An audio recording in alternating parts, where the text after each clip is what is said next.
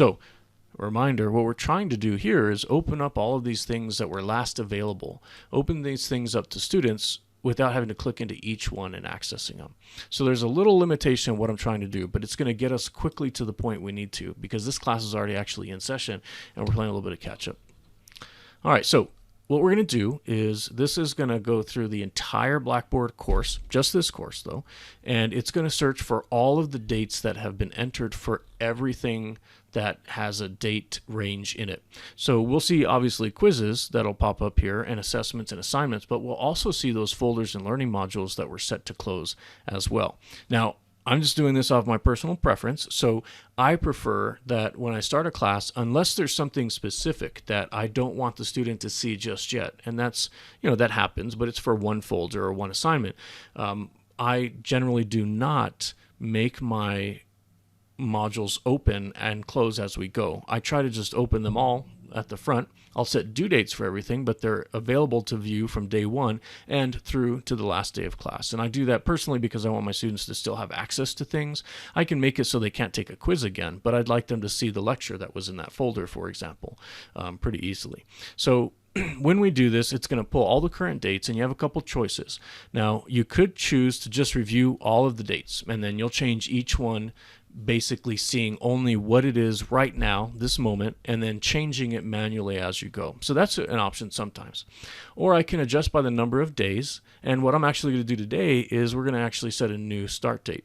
So this course, originally, the one that we copied into the shell I'm using now, this course was from the spring term of 2019, so about a year ago. And so all the dates that were set in here were set with that start date. And so let's say I have a module that says week 3. And back then, week 3 would have fallen basically exactly 3 weeks from 1/22/19 when the class opened. So if I've set in there from my previous class that I want this to open on week 3, when it copied over, it just kept those dates. But what I can do is say the new start date is the 21st, and everything will then shift to meet this start date. So that module that I had in spring 19 set as opening on week 3, module 3, week 3, it opens then and is viewable, it would still be closed. Once I select this and put the new course start date, that new module 3 will open in the 2020 week 3 that I set it. And the variation can be one day. Obviously, we started basically one day different, but that could mean that Sundays now, if that's what this was set as due date, Sundays are now going to be, let's see, that was 22, that's 21, Mondays instead. So what I want to do is try and put in the new course start date and then kind of go from there. And so in this class, I believe that the 21st was the actual start date, but that's because we fell on a holiday. So I'm going to start on the 20th just so that my days will line up. Mondays will be Mondays. Otherwise, Mondays would be Tuesdays, I guess, if that makes sense. Okay, so this takes a minute, so just select the one you want. If you want to look at more information, you can head over the information tab. So once I hit this, it's not changing anything immediately. It takes probably a minute or so for these things to update, and it will give you an email that says, hey, this is done. So if you had to go on to something else, you can, but I wouldn't immediately go to change dates until this is done, though. So I'm going to click this. You can see you got a progress bar, and it will send me an email once it's completed. I'm just going to chill, though, because it doesn't take too long. A minute, oh, that was actually pretty quick, 5 seconds, not even a minute. All right, so now when I click next, I'm actually going to go to the date management screen. Okay, so this is the date management review page, and so we've got all things that have dates to open and close and due dates are here. Whether or not they have a due date, whether or not they open or close, if they have one of those things, they'll be listed in this list. Now, a challenging thing when we're working with this is that sometimes I'll find that a due date wasn't entered on something, and then when I come here to change the due date, I can't enter it in from this screen because it doesn't exist. So I'll show you what I mean by in just a moment. So a few things. I just ran this, so it's valid at this time. And if I want to refresh after I update some or whatever, I can do that by just updating what the view is without shifting all the dates. If I want to run it again, though, I'm going to come back here, and then I'll have to set the date if I want to and start over. Whatever it is that you need to do, you can go back to that screen we saw previously. Now, if I look through here, I can see I got stuff like an item. So this is probably and a embedded video inside of a item somewhere. So it's not something that actually has a due date with a grade attached to it, but it is the thing that enables it. So what I want to do is make sure that I have all of my modules viewable. So I'm going to make those changes, but you can see these things that aren't quizzes or assignments don't have due dates. That's not a function that they actually have. So a few things that we can do. Now, notice that I wanted to shift the dates, and so some dates shifted and some dates did not. Let's look here.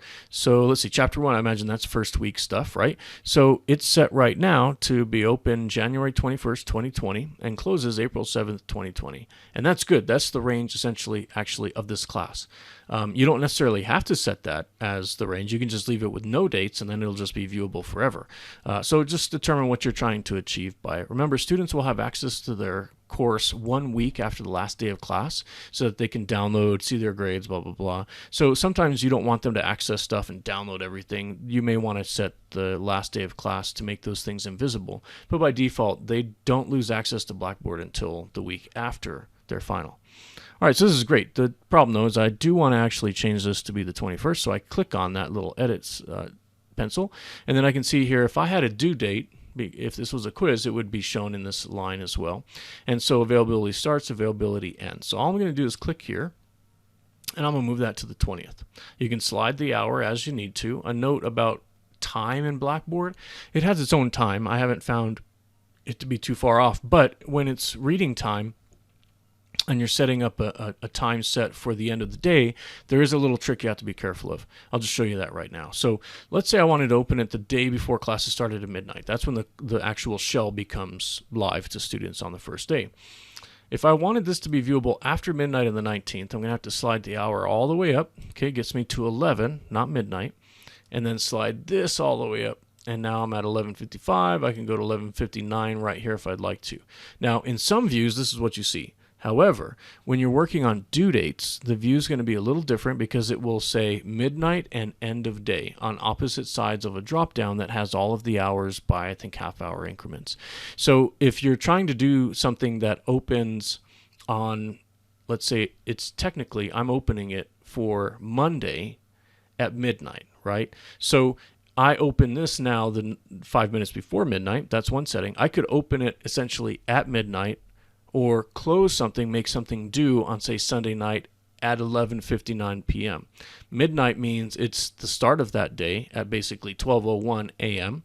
And end of day means it's the end of the day, 11:59 p.m. So be careful with that because sometimes you flip those dates, those times if you're not cognizant of it. So I'm going to just make this, viewable at 12 a.m. So that's when it would have shown. Boom, there it is. So I've selected it. I've reviewed my dates. I'm going to leave the end date. That's just fine. And then you do have to come back over here and click the green check mark so that it will save. If I scroll down, I can see that it has registered as updated. And so as I make some changes, it will come back to this page and I can kind of track what I've worked on. It brings me back to the top of this page every time. It doesn't bring me back to where I was working. So this is kind of helpful.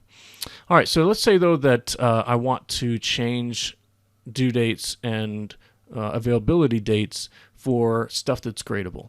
So what you can do is, my job's a little bigger. I got to make sure all of these are open before I work on those graded elements. But let's just show you what to do so I don't waste your time going through those steps before this. So item types. This is going to help you select the things that you're viewing in this list. So it's a filter, right?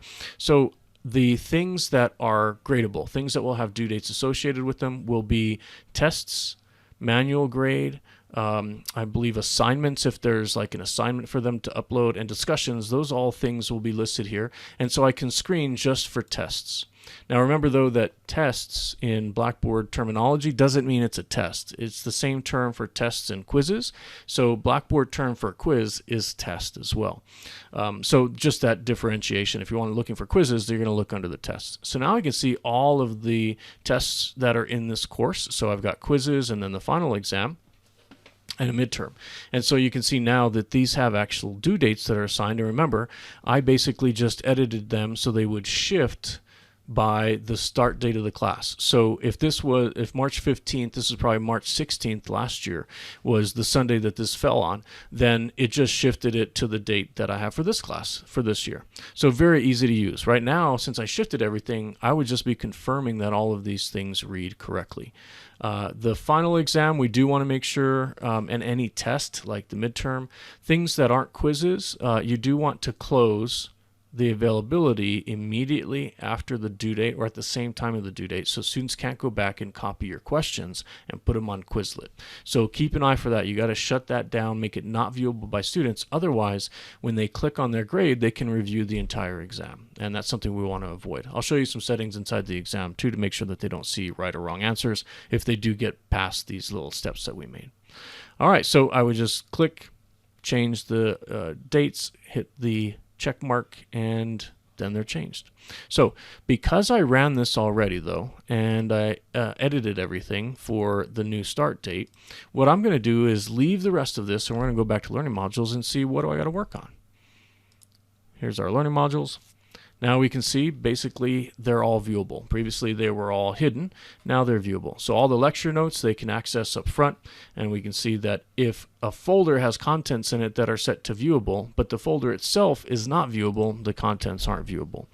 We can go in and change individual items inside these folders to make them not viewable if we have some that we want to make not visible. And sometimes it's useful for us to have a folder in here that permanently stays not visible for things like instructor reference documents that students shouldn't see.